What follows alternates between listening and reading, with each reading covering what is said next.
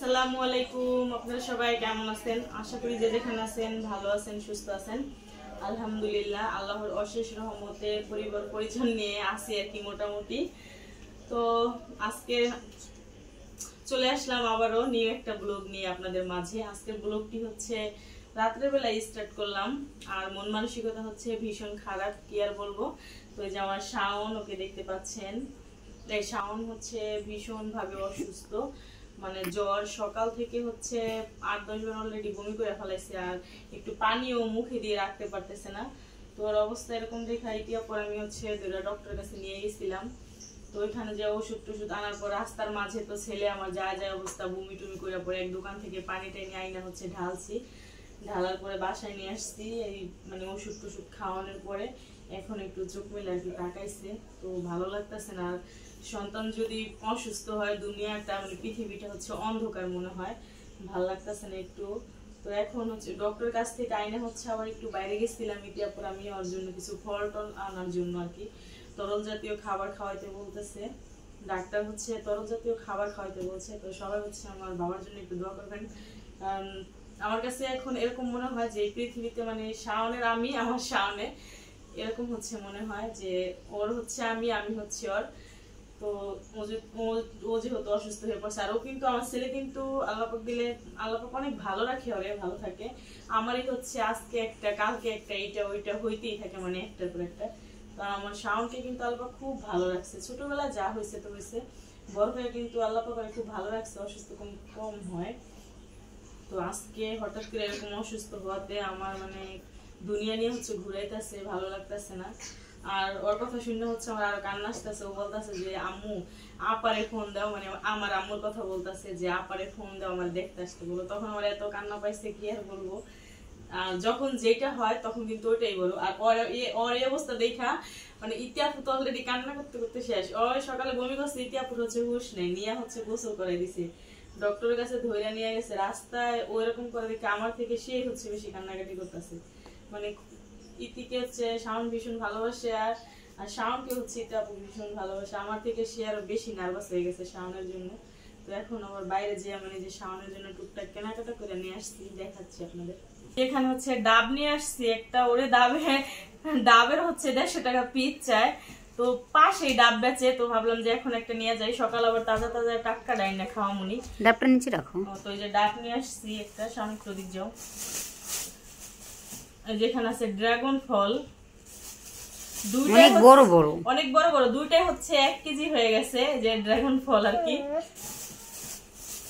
আর যে কমলা আনছি এখানে 300 টাকা কেজি কমলা, দেখছো এটা অনেকটা দাম। তো দেখো না, আপেল তাই 300 টাকা কেজি, তাইলে আর কি। এই যে কমলা আনছি, কমলা 1 কিলো। তারপরে হচ্ছে এখানে আছে যে আপেল,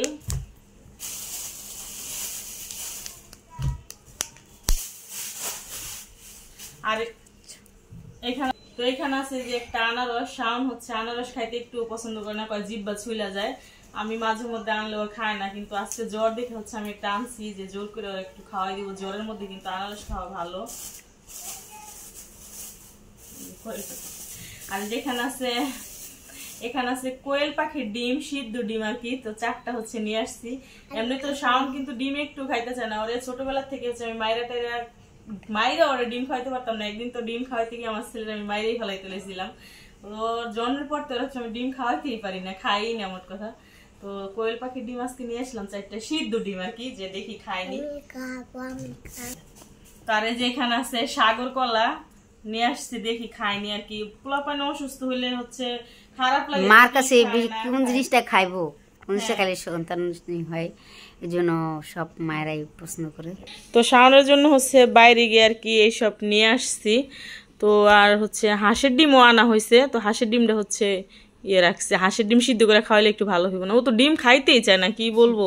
শাওনে ও ডিম ওর এত অপছন্দ বলার মতো না। তো শাওনকে একটু খাওয়াই, দেখি কি খায়। তো এই হচ্ছে শাওনের জন্য মানে 2-3 পদের ফল কাটলাম। এই বলতেছে জাম্মু আর কাটতো না, খাম না। তো ড্রাগনরি কাটলাম ঠাটলাম না, এই বলতেছে খামু না, আল্লাহ আমার বাবার একটু সুস্থ করে দিও। গেঞ্জিটা ইতিহাপু হচ্ছে ডাব কাইটা দিতেছে। পানি কেমন হয়েছে? এরটুক পানি এমন একটা ডাবে বিছনায় বই সব করাইতেছে আল্লাহ কি অবস্থা। এমন একটা এই যে বাবা করিস। তো এই যে আমার বাবার চেহারা হচ্ছে চেঞ্জ হয়ে গেছে একদিনে গো, চাওন যায় না চোখ মুখের দিকে। এখনো তো কি জ্বর ওরে বাবা। সুন্দর করে বসো মা, সুন্দর করে বসো। এখন খাওয়াইটাই এখন আবার ওষুধ খাওয়াইলে এক মগ পানি হয়েছে কাচের মগের, তারপরেও কিন্তু ডাব হিসাবে কম হয়েছে পানি, মিষ্টি পানি। আব্বা ঠান্ডা খেয়াল ওর একটু দিও, ওর খেয়ালিস না সব। তুই খা, খাই হাসি লাস্ট দিস একটু তুই অসুস্থ হলে তোর না খাও। এই যে তাপুর ছেলে হচ্ছে রুগী হয়ে গেছে শাওনের লাগে না বাবাই, না ওটা ফার হইতে ভাবি তোর এরে মা টাইস ফাড়াইলেও না, ইতিহাপুর টাইস ফাটাই ফেলাইও না। ডাবের সাথে হচ্ছে যুদ্ধ করতেছে, তো ডাবটা মনে একটু বাতি বাতি। তো এই যে ডাবটা হচ্ছে একটু বাতি টাইপের, তো পানি কিন্তু মিষ্টি লাগছে বলে শাওন বলতেছে আম্মু মিষ্টি পানি। তো এটা ফারো ইতিহাপ হয়েছে দেখছেন কত কষ্ট করে এটা ছিললো, ছিলা ছাড়া আর কি হইতেছে না, বাতি হয়ে গেছে। কি বেরিয়েছে ভিতরে ওয়াও, এটি খাইতে কিন্তু মজা। আমার শাওনে খাইতে অনেক ভালোবাসে গো। চামিচ দিয়ে উঠে না একে।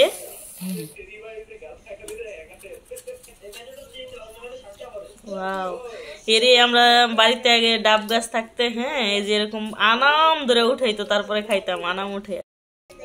এই ধরো এই যে দেখেন ইতে আপু হচ্ছে এটা পুরা একদম আনাম উঠাইছে, সুন্দর হয়েছে কিন্তু পিঠার মতো দেখা যায়।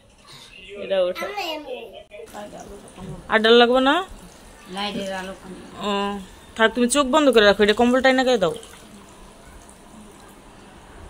তো যে আমার মাথা ব্যথা আর হচ্ছে জ্বর,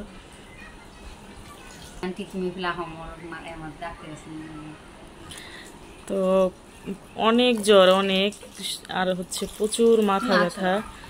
তো সকাল থেকে অলরেডি 3-4 বার বমি করে ফেলাইছে।